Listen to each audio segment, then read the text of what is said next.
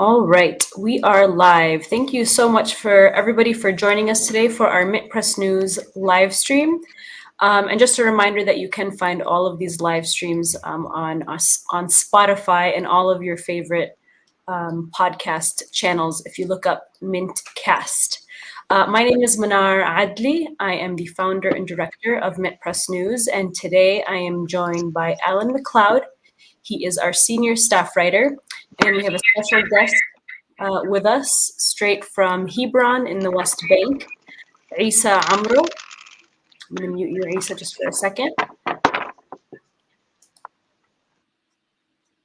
We're joined by Issa Amro. He is the co-founder of the grassroots group Youth Against Settlement. And so today we will be talking about the uptick in Israeli settler violence across the West Bank. And Issa has been subject to that violence himself, which is part of the reason why he started his organization, Youth Against Settlement. We also want to remind everybody that our YouTube channel has been completely demonetized. So we ask that, if you support our work, to become a member on our Patreon. And so, Issa, I want to begin by adding you into this conversation. I'm just unmuting you, but it's not working. Let's see here. Oh, there you are. I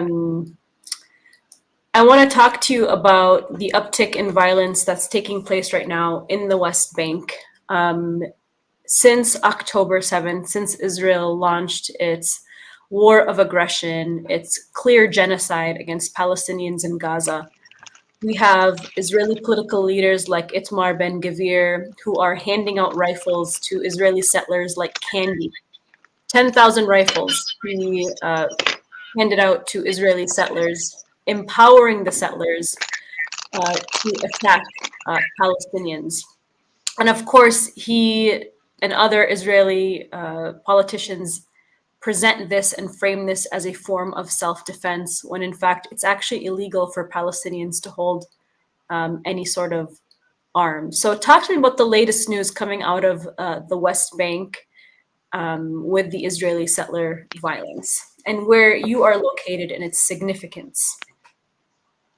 So West Bank was suffering from a wave of settler violence, pogroms in the last year, since the new government in Israel was elected. Settlers felt emboldened because they feel that they won the Israeli government. So settlers means extremist, Kahanist, terrorists who are really, fighting Palestinian civilians in Area C, H2 in Hebron, and East Jerusalem.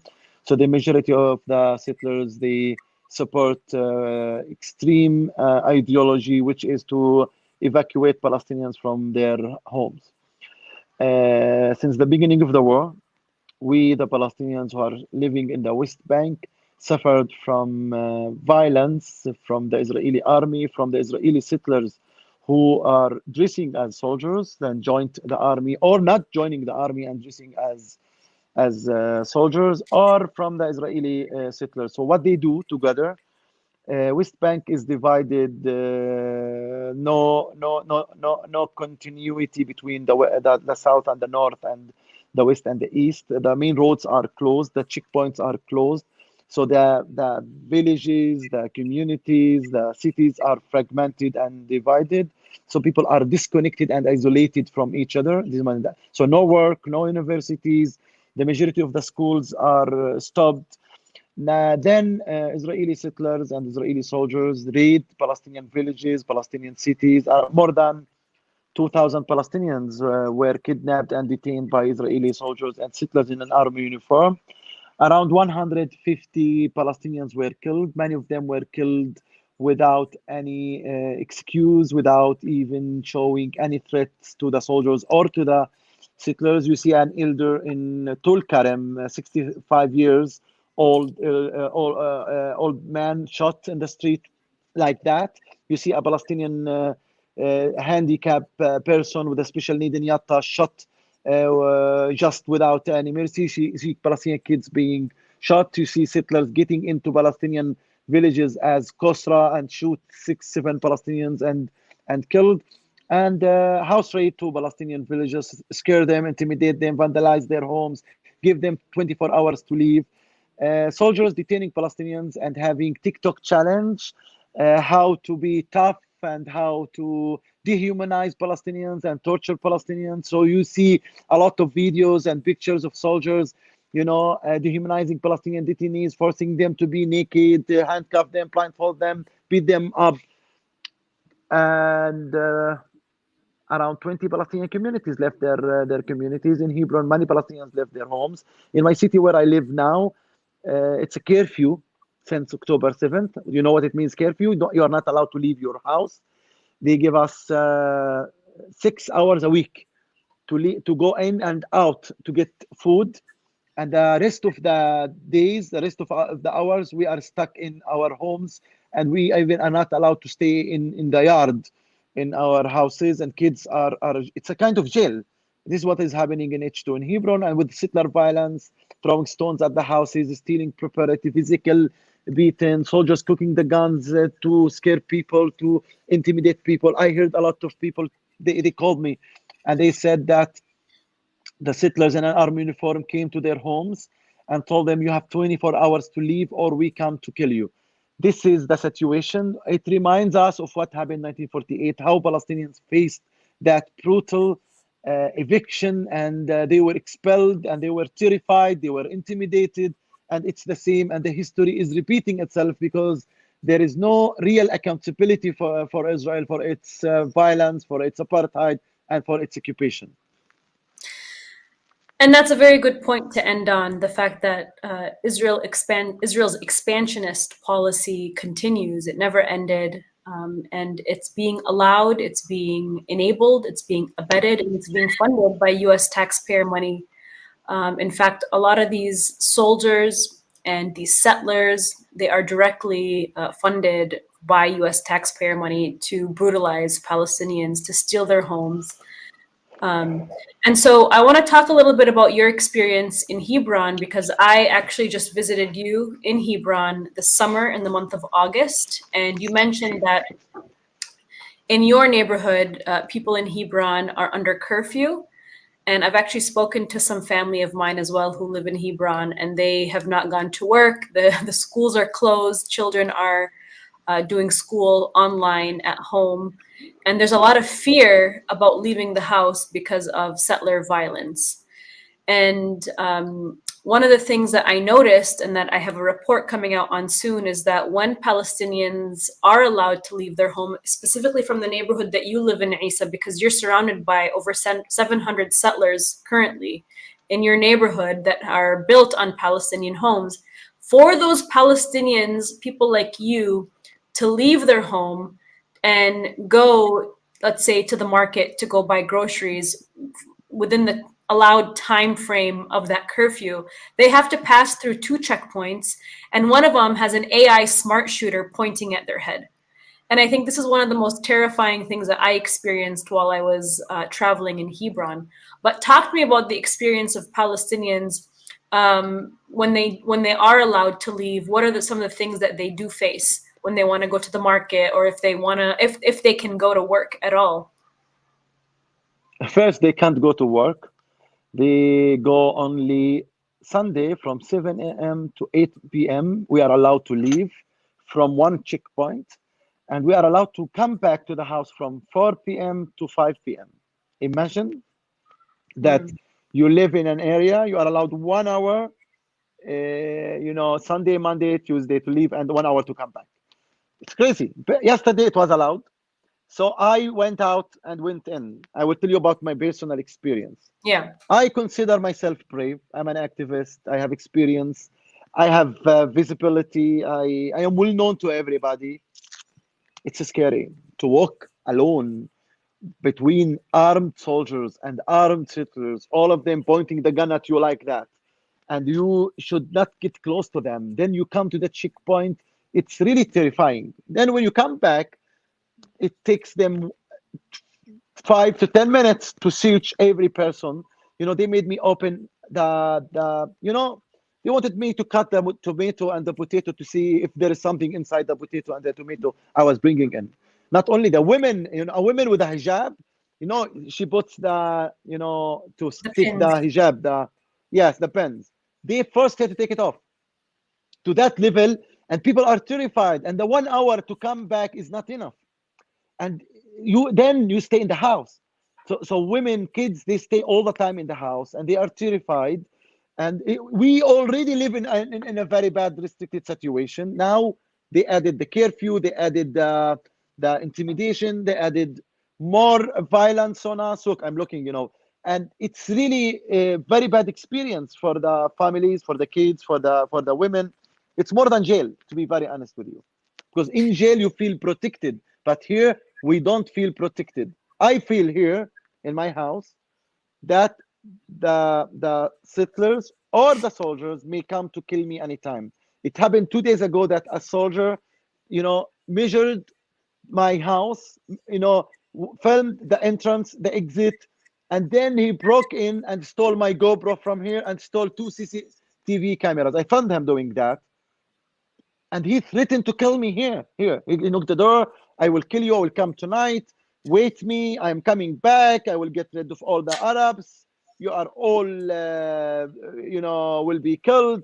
This is what is happening, not only to me, to many other Palestinians. And my experience in this last month, I never experienced something like that, or I never imagined that will happen to me.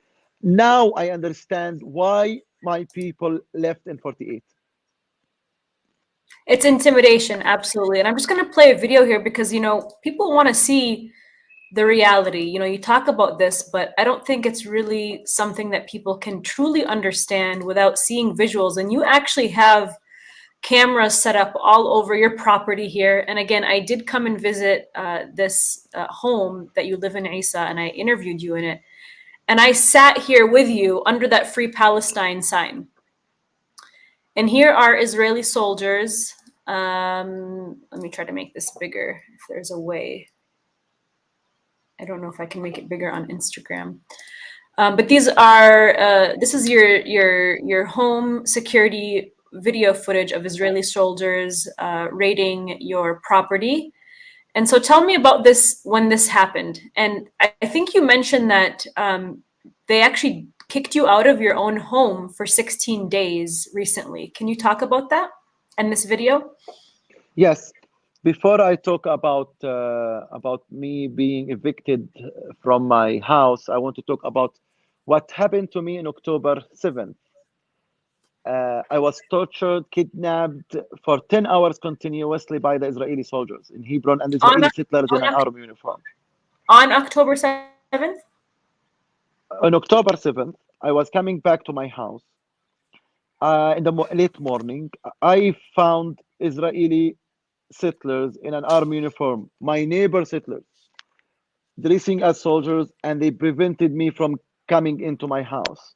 So I changed the route to another route, and I almost reached my house outside the yard, you know it.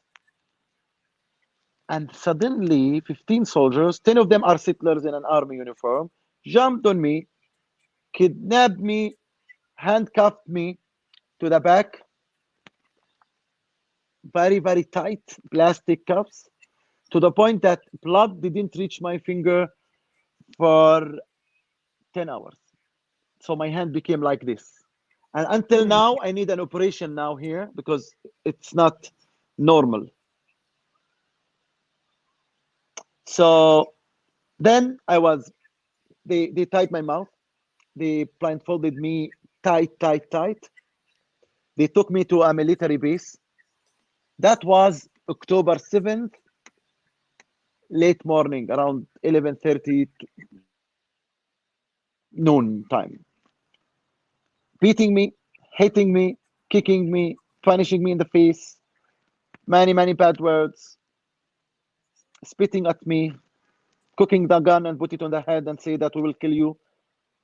Count to 10, you will be shot, taking videos and photos, being happy, rejoicing what they did to me. Settlers came to take photos with me, and I was terrified to death by them.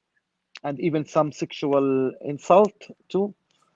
I was sexually harassed by the soldiers and the settlers in an army uniform, and my lawyer was calling, and they denied that I was with them.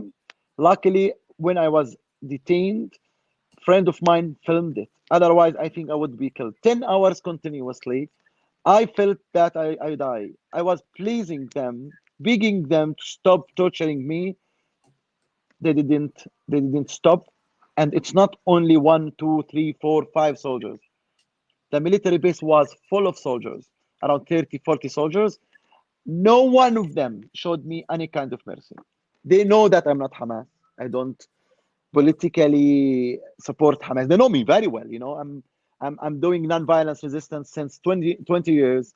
I speak to the Israeli media, to the international media. I receive many guests in the house, diplomats, many Jews. They come here to listen to our version as Palestinians about the situation on the ground. That they didn't take it in consideration. On the contrary, they told me, Issa, you are away from the cameras now, and we can do whatever we want to you. And they did. Then they released me to my house, broken, destroyed mentally and physically. They really affected my dignity. Really, to be very honest with you.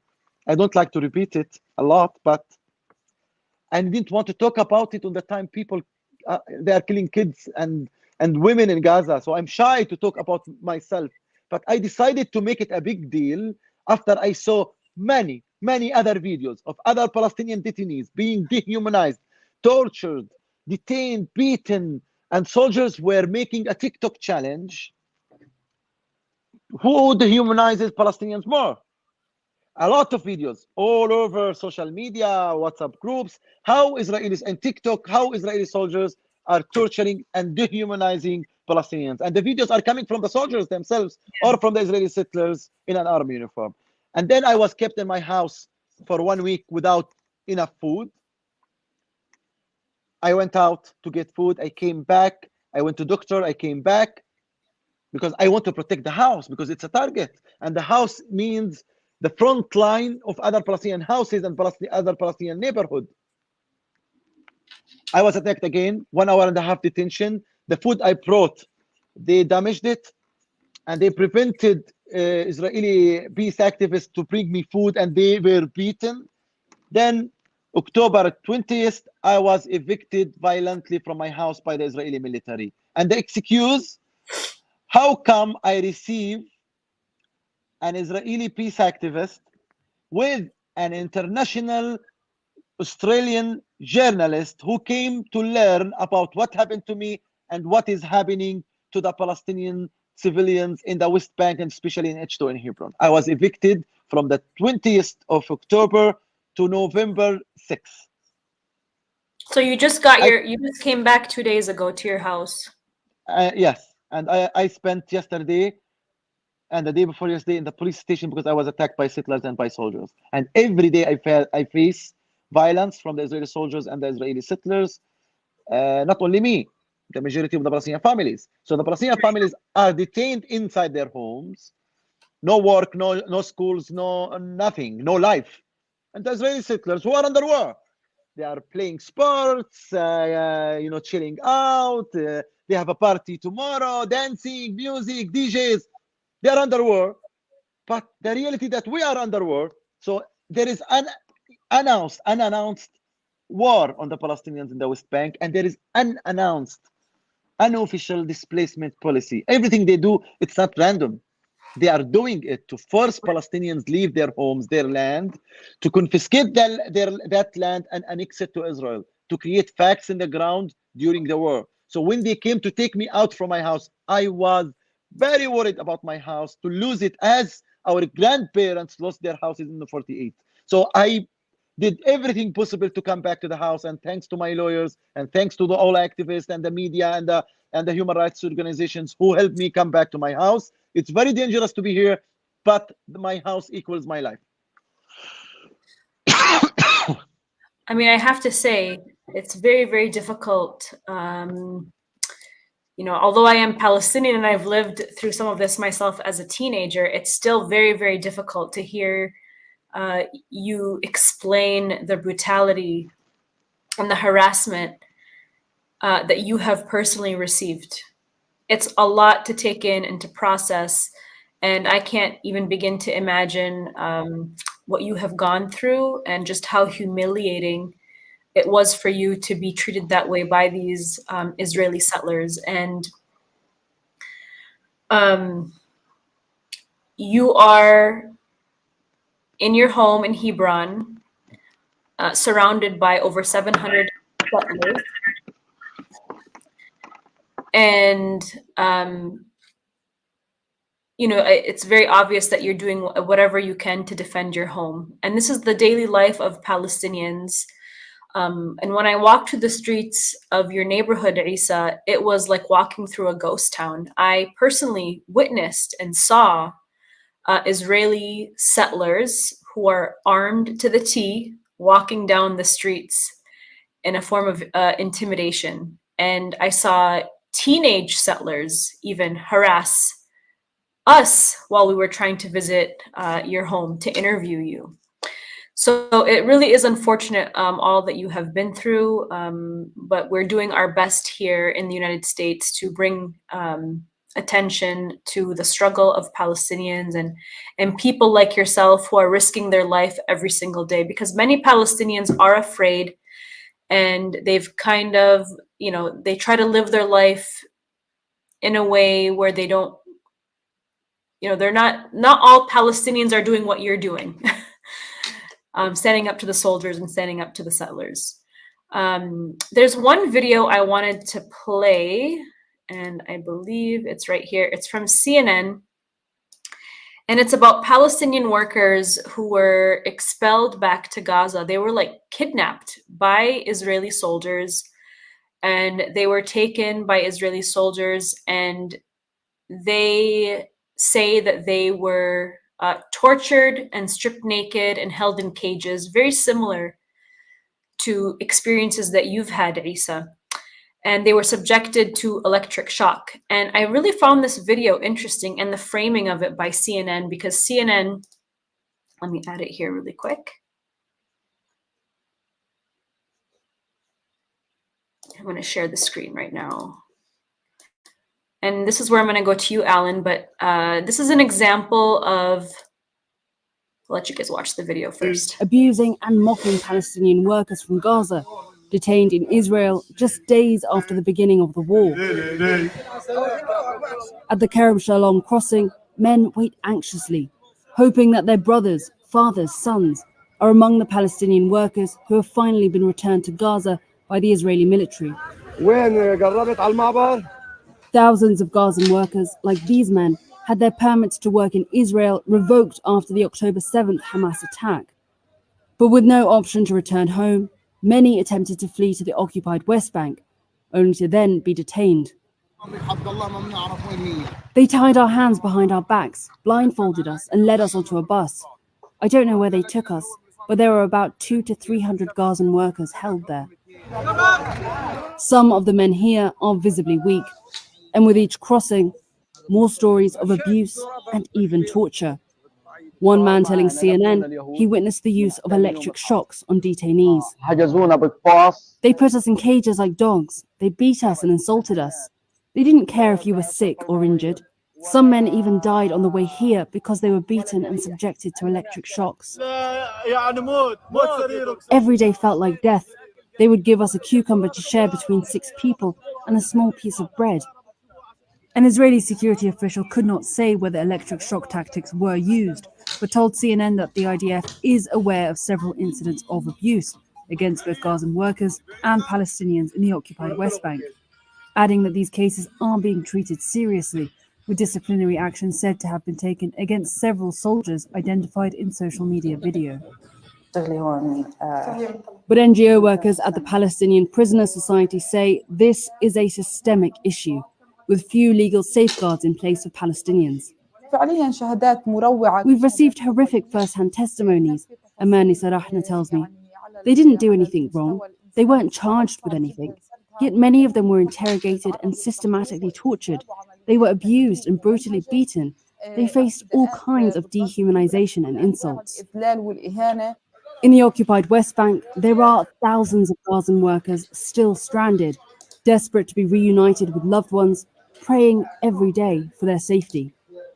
Maher al-Skeik was working in Israel with his son, Rafiq, but he hasn't seen or heard from him in almost a month.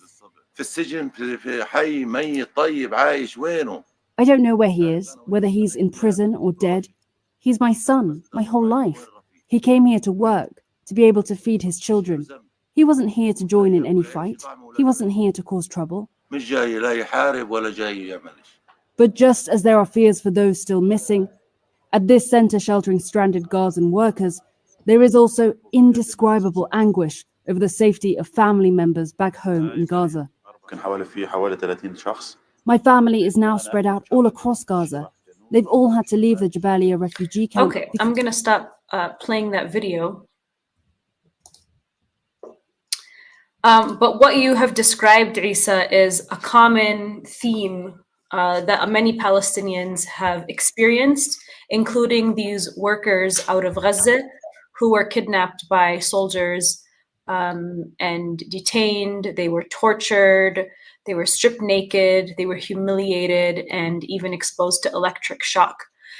And Alan, I want to go to you now, because in this video, it's really interesting because CNN actually plays these videos from Israeli soldiers who are showing themselves detaining and kidnapping and blindfolding and exposing these detainees to torture. And, you know, we have soft propaganda in these headlines where CNN says, well, Palestinian Authority or Palestinians accuse Israeli Authority, as if like there's no evidence whatsoever of this. As Issa mentioned, a lot of these Israeli soldiers are flaunting this torture on their TikTok. Yeah, it's absolutely absurd and crazy, and yet we've seen it all together all too much because, frankly, whenever there is a conflict anywhere in the world where the United States has a dog in it, we always see facts presented as accusations and accusations as facts. So in this circumstance, the CNN is literally showing you in the report pictures of Israeli soldiers and settlers torturing civilians. And yet that will be presented in the headline, which very few people actually nowadays read past. That will be presented as an accusation, whereas something that the IDF accuses Hamas of, like the 40 beheaded baby story, that will be presented as a fact the world over. And, you know, honestly, just before I get into laying on the media, I just want to say it was really shocking and saddening to listen to Issa's story firsthand. And I think it is either a failure or a success, depending on the way you look at it, of the media, that those stories aren't really generating worldwide headlines and leading bulletins all around the planet right now. It's a failure because it's the failure of the media to accurately report on important issues which have worldwide significance, but it's also a success in the sense that the media's real role usually is to try to promote certain the owners of the media and the advertisers of the media want out there. And they certainly do not want a worldwide movement sympathetic to the Palestinian cause to grow, because Israel, as the unofficial 51st state, the outpost of empire in the Middle East, would suffer because of that. And what Issa said about this being, what he alluded to, this being a Nakba, I think that is absolutely correct. You know, if we look at the 1948 United Nations Genocide Convention, genocide is not always just rounding up people and shooting them. Genocide can mean, for example, forcing large numbers of people out of their homes and trying to demographically change areas through intimidation and force. And that is absolutely what we're seeing right now in places like Hebron.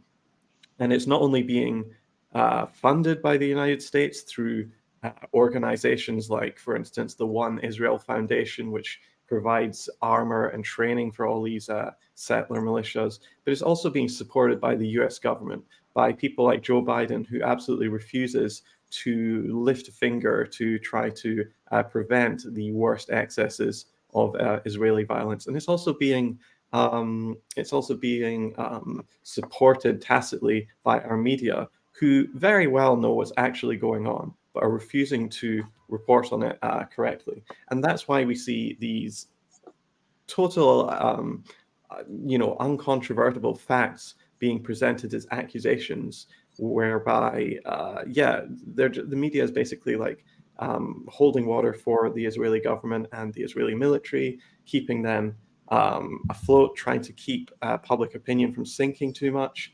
There have been so many examples of this. We don't even know where to begin, really. I mean, the New York Times, the paper of record, recently published an article where it described the Nakba of 1948 as, and I'm quoting, the 1948 migration, as it's known in Arabic, end quote. So the New York Times is just going back and erasing history and pretending that the forcible expulsion of 750,000 Palestinians from their homes was actually a migration akin to, somebody leaving one state and going to another for job opportunities. And this kind of media duplicity just keeps on going wherever we look at it. You found the tweet. Yeah, incredible that the New York Times can just say something like that, completely rewriting history, sanitizing it. I mean, imagine if the New York Times called, the Trail of Tears a migration. It would be seen as absolutely abhorrent, rightly. But when it's happening right in front of our faces right now, they seem completely fine with it. There was another interesting article from the Washington Post, which talked about how the United States has very few options open to influencing Israel. It said, the Biden team, they really want to do something about Israel. I've got the tweet here. Not the tweet, the headline. On the Washington Post, republished in the Boston Globe and in many other places. White House frustrated by Israel's onslaught, but sees few options. The idea that the United States doesn't have options to do something here is absolutely ludicrous. They could stop blocking UN ceasefire negotiations and resolutions. They could stop supplying Israel with billions of dollars of weapons. The White House right now has just proposed sending another $14 billion of military aid to Israel so it can finish whatever job it's got, what it's got in store. They could stop publicly endorsing everything that's going on. They could, frankly, Joe Biden has the power with one phone call to just stop all of this immediately. Or he could go even further and sanction Israel, which would be completely within his remit and, of course, within the bounds of morality. But they don't do this because they are actually tacitly supporting what's going on. They absolutely are. And I want to go to you, Issa Amro, because you have done a lot of research and reporting about the U.S. nonprofits, the U.S. charities that are tax exempt, that are funding these settlements. You've brought a lot of attention to that. We've actually reported on that too at MintPress. But if you can talk a little bit about the U.S. charities that are funding the settlements that are right in Hebron, and their relationship with people like Itamar Ben-Gvir, if you could. Unfortunately, the State Department removed the Kahanist from the terrorist list last year. The Kahanist, it's the Kahana movement, which was announced in the United States and many other countries as a terrorist organization. Many Israeli leaders and officials, they belong to that party, and the United States removed them from that terrorist list, which gave them a lot of support and a lot of money and a lot of visibility in Israel, and it gives them legitimacy to do fundraising in the United States. Unfortunately, when I met Mr. Blinken, I told him directly that Palestinians see the United States very biased and blindly supporting Israel. We feel that you are contributing to the occupation, you are contributing to the apartheid. Please, please, we want as Palestinians to have a good relationship with our American brothers and sisters and all the American people, in spite of their religion, Jews, Christians, and Muslims, that we should want to have a political and social and economical relationship with the United States. Unfortunately, the Biden administration failed to reverse what Trump started, and they didn't show any difference. In the contrary, Biden showed hard support, blind support to Israel, and a green light to kill civilians. That was a failure for this democratic administration. About the United States, I see that a lot of settlers have good connection in the United States. Even Israeli terrorists who are in jail, as Igal Amir, as the one who burned the Dawabshi family in Nablus, according to the AP investigation last year, Associated Press, they are getting money from charities from the United States. See those terrorists in Israeli jails, even for doing terror act against Palestinians. On the other hand, Hebron settlers, they depend on many charities in the United States, and the famous one is Hebron Fund. They give them a lot of money to build more settlements, to have parties, to build their own surveillance in Hebron. They send them a lot of tours, a lot of Americans, they come here, even work in my land next to me here, saying that they want to have Israel green in Hebron, in Palestine. They want Israel. So they are, in a way or another, contributing to the occupation. They are emboldening the occupation. And unfortunately, the United States failed to give us justice and to be a fair broker. They are very biased. And we all know what happened to Rashida Tlaib, to be censored from the Congress today for her true stories. They are accusing her false narrative that she's saying and taking as a false narrative. I don't know what is the false narrative exactly. Come to me to Hebron, come to Palestine, understand, to make you change your false narrative and your propaganda about the situation here. Nakba happened, Naksan happened. Now there is a war in all Palestinians. It's not on Hamas, it's about Palestinian cause. Israel is not defending itself. Israel is defending its occupation, its apartheid, its settlements, its supremacy. This is the truth. Rashida Tlaib said the truth. Ilham Omar said the truth. Many Jewish Voices for Peace said the truth. Many Christian groups in the United States are saying the truth. And really, I meet many American Jews here in Palestine and in Hebron, in this house. Many American Jews came here, and they came with open heart to understand and learn. And they learned a lot, and they changed their attitude and their perspective about supporting blindly the occupation. I want all the Americans as well to come and learn and teach themselves, educate themselves before they judge us and before they take sides.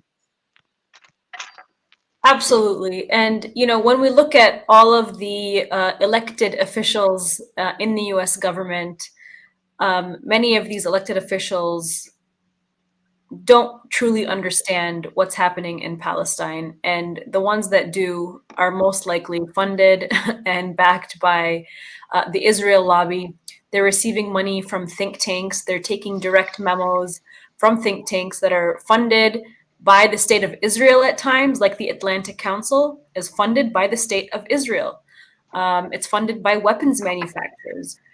It is funded by NATO. It is funded by Democrats who are aligned with Hillary Clinton and other warmongering officials. And so our elected officials don't truly represent the interests of the people.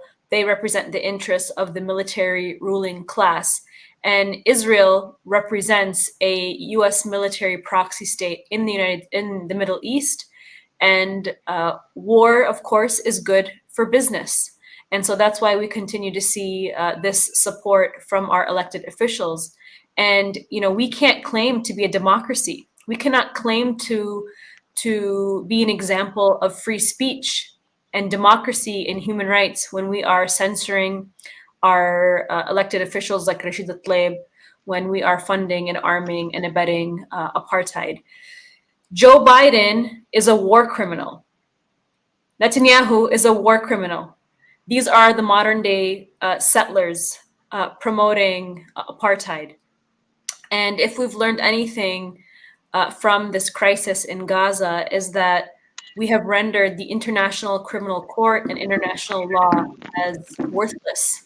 And so I'm going to mute Issa here while he's doing his thing.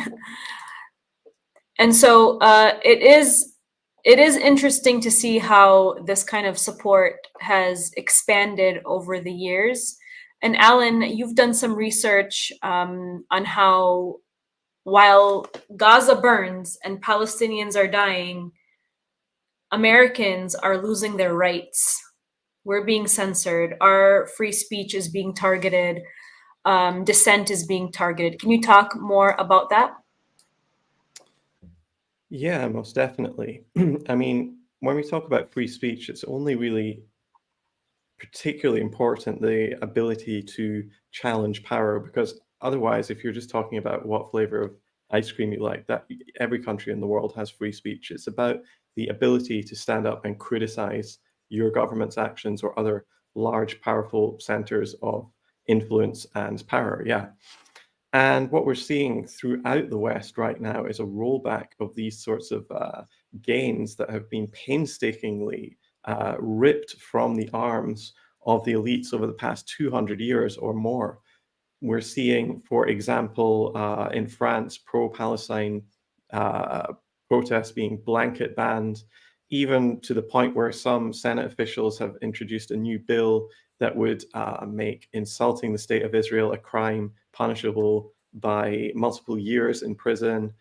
Even denying Israel's right to exist would send you to the prison, whatever that nebulous term means. In Germany, we're seeing all sorts of bans on protests as well. We're seeing German police beat up demonstrators in their hundreds. In the UK, we've seen Suella Braverman, our Home Secretary, talking about making waving a Palestinian flag some sort of offense as well. She's been trying to convince the police here to ban protests as well. Surprisingly, the police are showing a little bit of resistance to that. And then the United States, we have seen just a slew of individuals losing their jobs or losing all sorts of positions because they have come out and supported either a Palestinian cause or raised objections to the ongoing ethnic cleansing of Gaza. So, for example, there was one man who was the head of an academic journal who was fired from that position because he retweeted an article from The Onion. We've seen professors who teach law come out and openly say, do not employ any of my students, they're anti-Semitic. We've seen groups like the Canary Mission lead campaigns of intimidation against students, trying to make sure that students from elite universities, particularly Harvard, do not get jobs in influential companies. All across the board, the limits of speech are being tested and being rolled back right now. So, as you said, while Gazans lose their lives, Westerners are losing their hard-fought freedoms. And this is something we absolutely have to fight against, because once these freedoms have been taken away, they tend not to come back without a serious fight. Absolutely. And I just want to clarify that not only is Joe Biden a war criminal, but so was Obama, and so was Bush, and so was Clinton, and the Bush before him as well. And so, as I was saying before, the crisis in Gaza and Israel's expansionist policies have really exposed how worthless the international community that is supposed to hold war crimes accountable really are.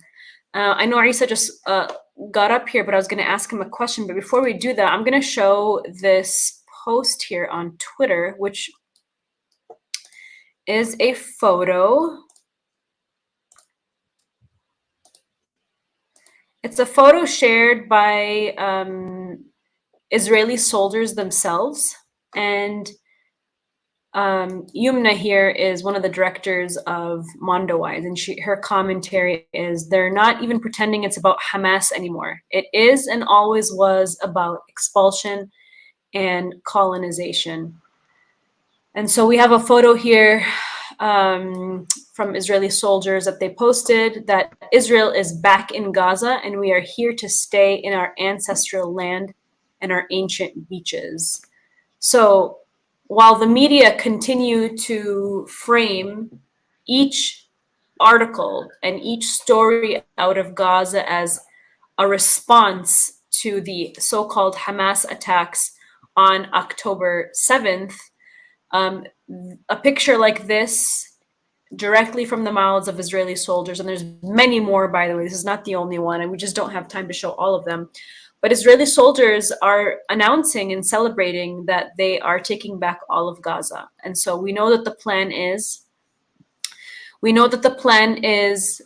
to expel Palestinians out of Gaza, 2.3 million Palestinians, push them into the Sinai Desert, where the US will be funding tent cities and paying for them. They'll be footing the bill for this under the guise of humanitarian aid, of course, because that's usually how we manufacture consent for our efforts overseas. It'll be under the guise of humanitarian aid, but the US will be footing the bill for this.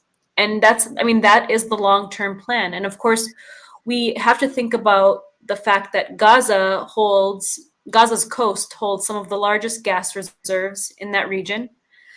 Israel also has economic plans to finish its Ben Gurion Canal in the south, and they don't want Palestinians to benefit from any of these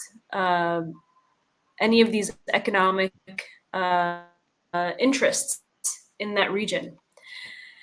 And so, Issa, talk to me more. This is going to be the last question. Talk to me more about Israel's plans in Gaza and in the West Bank, because right now it's made clear what Israel's plans are in Gaza. But once that plan is fulfilled, perhaps they're going to be eyeing land and property and more expansionism in the West Bank. So what does that mean for people like you? We know that the end goal of the Israeli leaders is to expel and evict Palestinians from Gaza to Sinai, to Egypt, and Palestinians from West Bank to Jordan. That was announced by many Israeli officials in the last year. Ben-Gvir said it, Smotrich said it, and many other officials in the Likud, the main ruling party since maybe 15 years in Israel. They announced it openly that there is no Palestinian state, there is no peace, there is no Palestine. Palestine never existed and never will, and Israel is from the river to the sea. And the one who's posting it in Twitter, it's Yishai Fleischer, is the spokesperson of the Jewish community in Hebron. So their end goal is to transfer the Palestinians, and this is what is happening in Gaza. And we are next for sure. If they succeed in transferring the Palestinians in Gaza, we are next to Jordan or to somewhere else. So this is their end goal. For sure, they want to destroy and demolish the Al-Aqsa Mosque and build their Temple Mount. So Temple Mount, West Bank and Gaza without the Palestinians, or with the minimum number of Palestinians, and Israel, the great Israel, will be from the river to the sea and only for the Jews, unfortunately to say that. And this is their supremacy and racism and their dreams that God gave them the land only for them. Yeah. I'm going to play this last video and then we can end the live stream. It is of a pop singer singing to Israeli soldiers, and it basically sums up what you have just said, Issa. You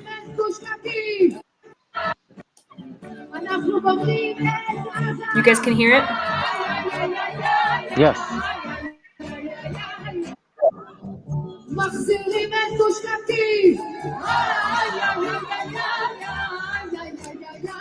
But we can't see what she's saying. She says that we are getting back to Gush Katif, we are getting back to Gaza in Hebrew.